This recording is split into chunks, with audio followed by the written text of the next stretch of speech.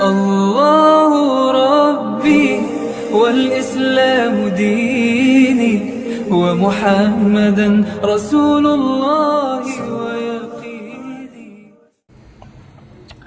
السلام عليكم ورحمة الله وبركاته. الحمد لله رب العالمين والصلاة والسلام على أشرف الأنبياء والمرسلين وعلى آله وأصحابه أجمعين. أما بعد. সুপ্রিয় শিক্ষার্থী বন্ধুরা, তাইসিরুল মান্তিকের চতুর্থ পর্ব আমরা শুরু করতে যাচ্ছি। এর আগে তৃতীয় পর্ব পর্যন্ত আমরা ষষ্ঠ পাঠ শেষ করেছি। আজকে সপ্তম পাঠ থেকে শুরু হবে। তো আজকে আমরা জানবো জুজি এবং কুল্লি। তো জুজি কুল্লি জানার আগে আমাদেরকে মাফহুম সম্পর্কে জানতে হবে। মাফহুম, কোনো বিষয় মনে আসাকে মাফহুম বলে। কোনো বিষয় যদি কারো মনে আসে, বুঝে আসে, সেটাকেই মাফহুম বলে। মাফহুম দুই প্রকার, যথা কুল্লি এবং জুজি। তো এই মাফহুম দুই প্রকার, জুজি এবং কুল্লি, এটা আমরা বিস্তারিত এখন জানব। প্রথমে জুজি এর পরিচয় আমরা জানব। জুজি এমন মাফহুমকে বলে যার মধ্যে কোনো অংশীদার থাকবে না, অর্থাৎ কোনো নির্দিষ্ট ব্যক্তি বা বস্তুর উপর প্রযোজ্য হবে। যেমন জায়েদ একজন নির্দিষ্ট ব্যক্তির নাম। এক্ষেত্রে মূলত বিষয়টা হলো, নাহুশাস্ত্রের পরিভাষায় আমরা যেটাকে মারেফা বুঝি, যেটা দ্বারা নির্দিষ্ট কোনো ব্যক্তি বা বস্তুকে বোঝায়, মান্তিকের পরিভাষায় সেটাকে আমরা জুজি বলতে পারি। নির্দিষ্ট যদি কোনো কিছুকে বোঝায়, খাস কোনো কিছুকে বোঝায়, তাহলে সেটাকে আমরা জুজই বলবো। অর্থাৎ যার মধ্যে কোনো অংশীদার থাকবে না, ওই শব্দটি দ্বারা শুধুমাত্র ওই জিনিসকেই বোঝাবে, অন্য কোনো কিছুকে বোঝাবে না। অর্থাৎ এর মধ্যে কোনো আফরাদ থাকবে না, এর অধীনে কোনো আফরাদ, কোনো ফরদ, এগুলো থাকবে না, কোনো জুজ থাকবে না। এটাই হলো জুজই। যেমন জায়েদ, জায়েদ দ্বারা নির্দিষ্ট এক ব্যক্তি জায়েদকে বোঝায়। খালেদ, খালেদ দ্বারা নির্দিষ্ট এক ব্যক্তি খালেদকে বোঝায়। অনুরূপভাবে এরকম কোনো নির্দিষ্ট কোনো জিনিস বা নির্দিষ্ট কোনো ব্যক্তির নাম, বস্তুর নাম, এগুলো সব জুজি এর অন্তর্ভুক্ত হবে। তো এখানে একটা হাসিয়া লেখা হয়েছে যে কয়েকটি বস্তুর উপর ব্যবহার করার অবকাশ থাকবে না। ওই যে শব্দটা, ওই শব্দটাকে কয়েকটি বস্তুর উপরে বা কয়েকজন ব্যক্তির উপরে প্রয়োগ করার অবকাশ, সুযোগ থাকবে না। যেমন জায়েদ একজন নির্দিষ্ট ব্যক্তি, এই জায়েদ দ্বারা সে বকর নয়, খালেদ নয়, ঘোড়া নয়। তো জায়েদ দ্বারা শুধু জায়েদকেই বুঝাবে, অন্য কোনো কিছুকে বুঝাবে না। এটাই হলো জুজই। অর্থাৎ যেটাকে আমরা খাস বলতে পারি বা মারেফা, নির্দিষ্ট বলতে পারি, যে এটা দ্বারা শুধুমাত্র ওই জিনিসকেই বুঝাবে, বাকি অন্য কোনো জিনিসকে বুঝাবে না। এরপরে আমরা জানবো কুল্লি। কুল্লি এমন মাফহুমকে বলে যার মধ্যে অংশীদার থাকবে, অর্থাৎ যা একাধিক বস্তুর উপর প্রযোজ্য হবে। যেমন মানুষ, যদি মানুষ বলা হয় তাহলে এর মধ্যে জায়েদ, ওমর, বকর সকলকেই বোঝায়। মানুষের মধ্যে এই সমস্ত আফরাদ আছে, অর্থাৎ জায়েদ, ওমর, বকর, খালেদ, এই সকলকে মানুষ বলা শুদ্ধ। তো এরকম যদি হয় যে এমন বস্তু বা এমন জিনিস যার অধীনে আরো অনেক বস্তু থাকে বা আরো অনেক জিনিস থাকে, তাহলে সেটাকে আমরা কুল্লি বলতে পারি। তো আমরা মানুষ যদি বলি, তো মানুষের অধীনে এখানে জায়েদ, বকর, খালেদ, ফাতেমা, আসমা, এই সব রয়েছে। তো এই প্রত্যেককে যদি আমরা মিলিয়ে প্রত্যেককে আমরা মানুষ বলতে পারি। তো সুতরাং মানুষ, ইনসান, এর অধীনে জায়েদ, বকর, খালেদ এরা রয়েছে। সুতরাং এই ইনসান শব্দটা, মানুষ শব্দটা, এটা হবে কুল্লি, অর্থাৎ এর অধীনে আরো অংশীদার আছে। কুল্লির অন্তর্ভুক্ত সকল বস্তুকে জুজিয়াত ও আফরাদ বলে। কুল্লির অন্তর্ভুক্ত যে সকল বস্তু থাকবে, এর অধীনে যারা থাকবে, এদেরকে জুজিয়াত বলা হয় ও আফরাদ বলা হয়। যেমন মানুষের আফরাদ ও জুজিয়াত হলো জায়েদ, ওমর, বকর, খালেদ, ফাতেমা, আসমা ইত্যাদি। এরা হলো ইনসান অর্থাৎ মানুষের আফরাদ ও জুজিয়াত।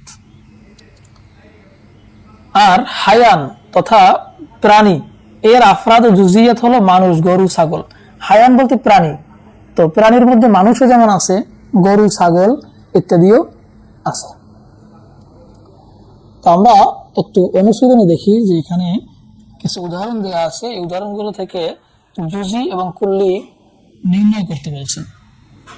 তো এখানে আমাদের একটা বিষয় মনে রাখতে হবে, সেটা হলো স্মরণ রাখতে হবে যে কুল্লিকে ইসমে ইশারা বা ইজাফাতের সাথে ব্যবহার করলে কিংবা মুনাদা বানানো হলে তথা কোনো প্রকার বিশেষণের সাথে বিশেষিত করলে তখন আর সে কুল্লি থাকে না, বরং সেটা জুজি হয়ে যায়। অর্থাৎ সেগুলো যদি মারেফা হয় বা কোনোভাবে যদি সেগুলো খাস হয়ে যায় তাহলে সেটা কুল্লি থাকে না, সেটা জুজি হয়ে যায়। কুল্লি শব্দই এটাকে যখন আসমা ইশারা ব্যবহার করা হবে বা ইজাফতের সহিত ব্যবহার করা হবে, মুনাদা বানানো হবে বা কোনো সিফাতের সাথে যুক্ত হবে, তখন এগুলার কুল্লি থাকবে না, তখন এগুলো জুজি হয়ে যাবে। অর্থাৎ যদি সেগুলোকে মারেফা বানানো হয় বা খাস করা হয় তাহলে এগুলো জুজি হয়ে যাবে কুল্লি থেকে। তো নিচের আমরা উদাহরণগুলো একটু দেখি।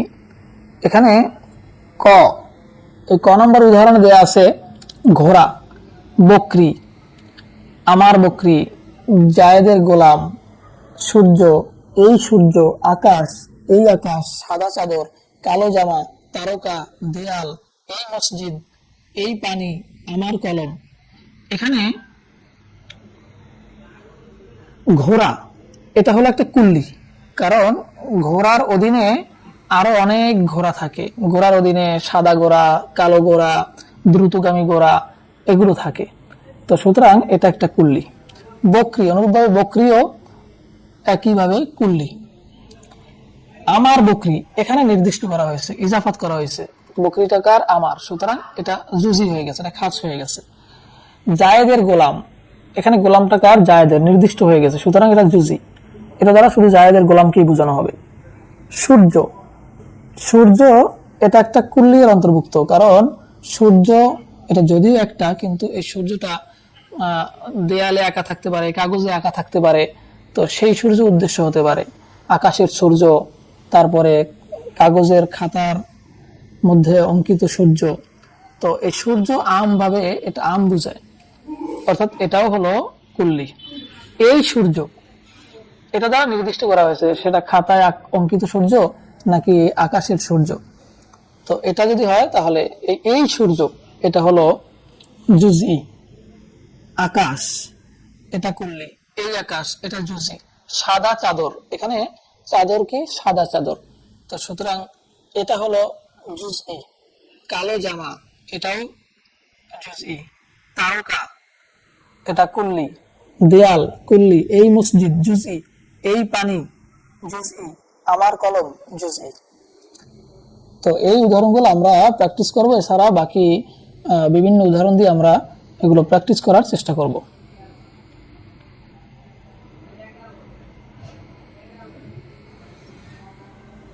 এরপরে আমরা দেখব অষ্টম পাঠ।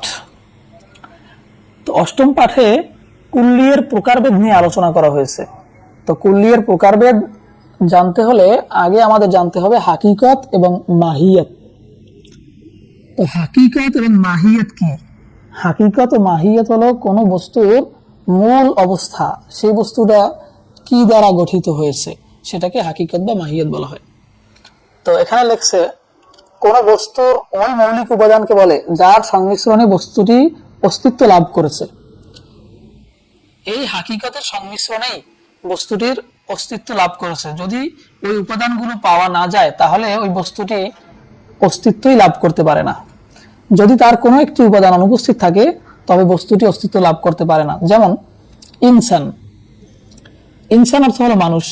তো এই ইনসানের হাকিকত বা মাহিয়াত হলো হায়ানুন নাতিকুন, অর্থাৎ বাক শক্তি সম্পন্ন প্রাণী।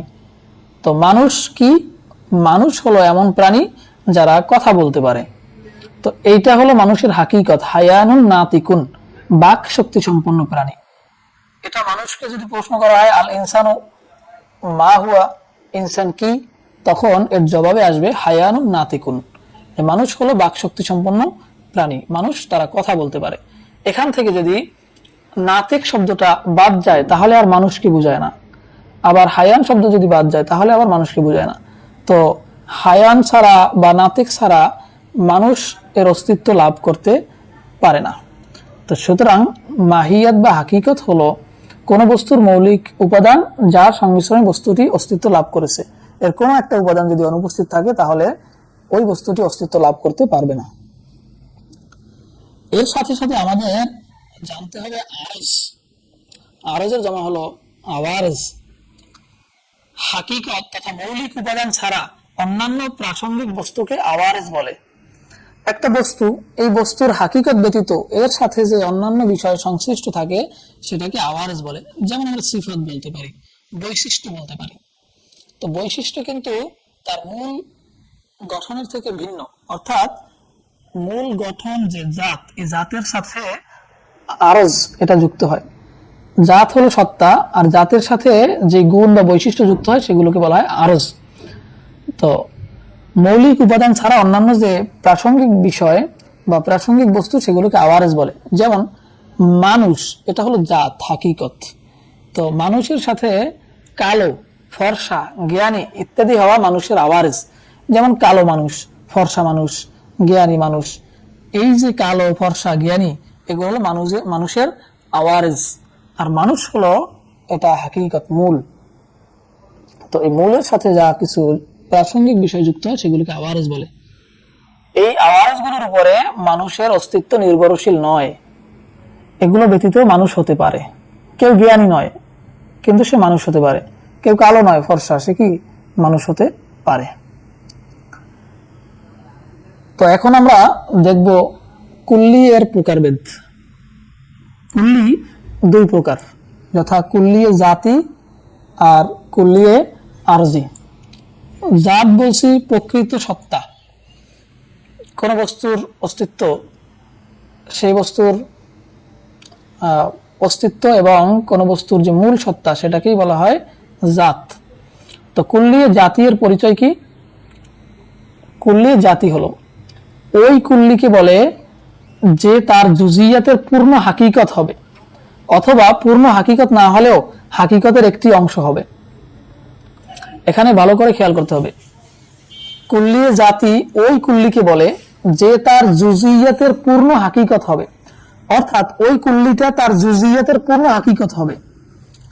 জুজি দ্বারা যা বুঝায়, কুল্লির মধ্যে এর সব হাকিকত থাকতে হবে, অথবা ওই কুল্লিটা পূর্ণ হাকিকত না হলেও ওই জুজিয়াতের হাকিকতের একটি অংশ হবে। উদাহরণ থেকে বিষয়টা ক্লিয়ার হবে। যেমন প্রথমটার উদাহরণ, প্রথমটা বলতে ওই কুল্লি যে তার জুজিয়াতের পূর্ণ হাকিকত হবে। তো এখানে উদাহরণ আমরা দেখি, ইনসান। এই ইনসান শব্দটি এটা তার জুজিয়াত তথা জায়েদ, ওমর, বকর, খালেদ এর পূর্ণ হাকিকত। ইনসান শব্দটা কুল্লি, তো এর জুজ, এর অধীনে কি কি আছে? জায়েদ, বকর, খালেদ এরা রয়েছে। তো কুল্লি এর যে হাকিকত আর জায়েদ, বকর, খালেদের যে হাকিকত, এই হাকিকত যদি পুরোপুরি হুবহু এক হয় তাহলে ওই কুল্লিকে কুল্লিয়ে জাতি বলা হয়।